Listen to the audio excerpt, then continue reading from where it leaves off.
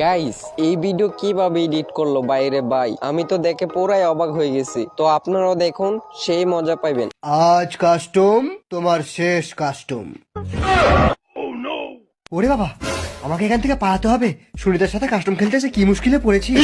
সুনিতার বাবা যে এত বড় ইউটিউবার কিলার সেটা আমার জানা ছিল না। কে জানে এর আগে কত ইউটিউবারকে মেরেছে। ওরে বাবা, এ তো লোকেশ গেমার। ওরে বাবা, এখানে তো 4-5টা স্কোয়াড আমার কিল নেওয়ার জন্য ঘুরঘুর করছে। আর জীবনে নেপালে আসবো না। আরে এটা কি? এটা তো একটা বড় সড়ো জিপ লাইন। এবার মিল থেকে পালাবো বাবা, পালা পচা। আরে জিপ লাইনটা আবার কি হলো?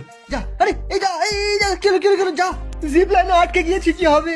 ওই আমি কিলটা নেবো না, আমি নেবো, আমি কিল নেবো।